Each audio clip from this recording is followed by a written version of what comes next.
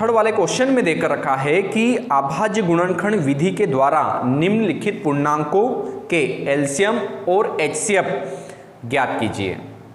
HCF और LCM हमें ज्ञात करना है। तो हमारे पास में 12, 15 और 21 थर्ड वाले क्वेश्चन का पहला वाला है।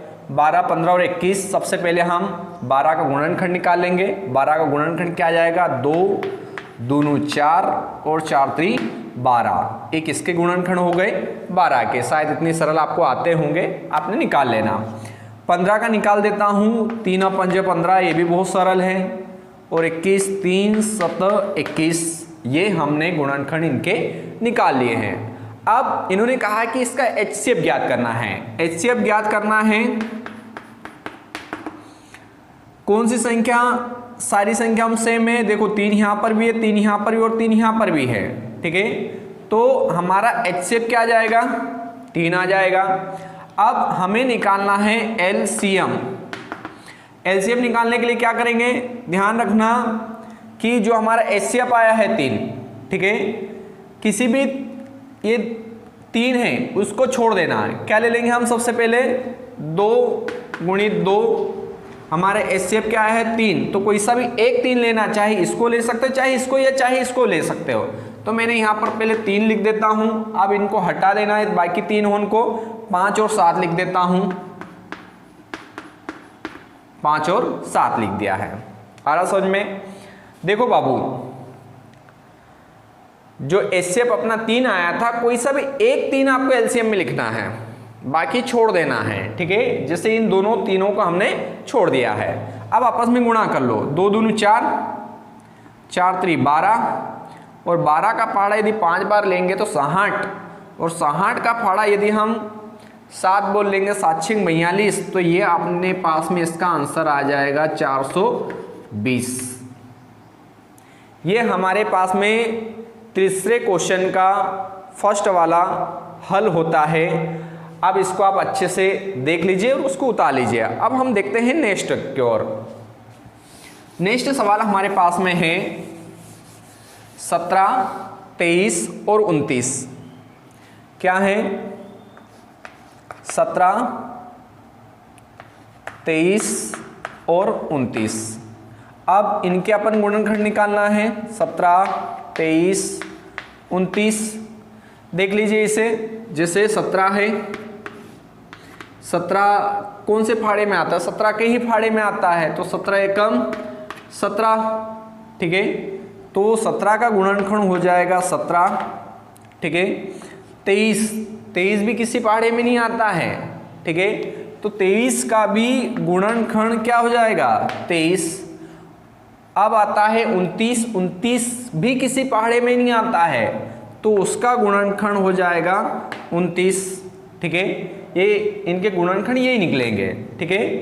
अब हमें निकालना है इसका HCF। अब HCF निकालने के लिए क्या करेंगे कि कौन सी संख्या जो सभी में सेम है। ध्यान रखना, कोई सी भी संख्या इनमें कोई सेम नहीं हो रही है, तो इसका HCF क्या आ जाएगा, 1 आ जाएगा, ठीक है। एलसीएम निकाल लेते हैं हम लोग। तो एलसीएम निकालने की इन सारी संख्या को आपस में मल्टीप्लाई कर देंगे। क्या है हमारे पास में, 17 मल्टीप्लाई बाय 23 और 29, इनका आपस में गुणा कर दो, आपका आंसर आ जाएगा। यदि हम इन तीनों का आपस में गुणा करते हैं तो इसका आंसर आएगा 11339। इसका गुणा करेंगे तो ये हमारा आंसर आ जाएगा। जो सेकंड वाला है, तीसरे क्वेश्चन का सेकंड वाला सवाल, ये भी हमारा हल होता है। अब आइए हम नेक्स्ट सवाल की ओर देखते हैं। हमारे पास में है 8, 9 और 25 है। अब इनका भी हम गुणनखंड निकाल लेंगे। सबसे पहले 8 का निकालेंगे, फिर 9 का, फिर हमारे पास में 25 का। देखो 8 का ये तो बहुत इजी है, 2 से जाएगा 4 आ जाएगा, फिर 2 से जाएगा तो ये 2 आ जाएगा, 2 से ये 1 आ जाएगा। तो मैं इसका गुणनखंड यहाँ लिख देता हूँ, 2 दूनू 4 और 4 दूनू 8। 9 का देख लीजिए, 9 का बहुत सरल है, 3 3 9। 25 का पच्चम 25, ये इनके गुणनखंड है, आपने निकाल कर देख लेना। अब हमें निकालना है HCF, HCF निकालना है। अब HCF निकालने के लिए हम लोग क्या करेंगे, कौन सी संख्या तीनों में सेम है? देखो यहाँ पर 2 पाए जा रहे हैं, यहाँ पर 3 है और यहाँ पर 5 है, कोई सी भी संख्या सेम है ही नहीं, तो हम लोग क्या करेंगे, इसका HCF क्या आ जाएगा 1। जब 1 आ गया है, अब हम निकाल लेते हैं इसका LCM।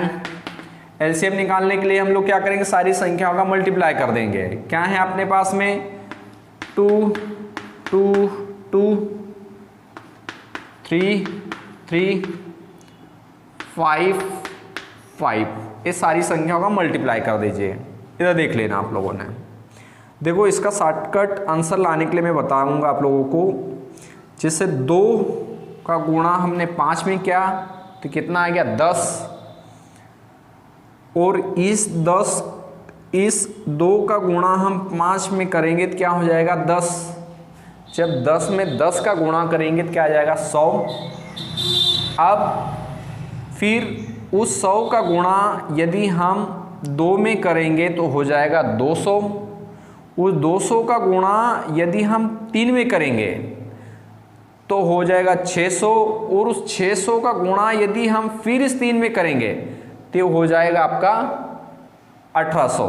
तो इसका आंसर आ जाएगा हमारे पास में 1800, 1800 इसका ये आंसर हो गया है। ठीक है, आप लोगों को वीडियो यदि अच्छी लगी है तो लाइक शेयर और सब्सक्राइब कीजिए और कमेंट करना न भूलिए। Thanks for watching of this video.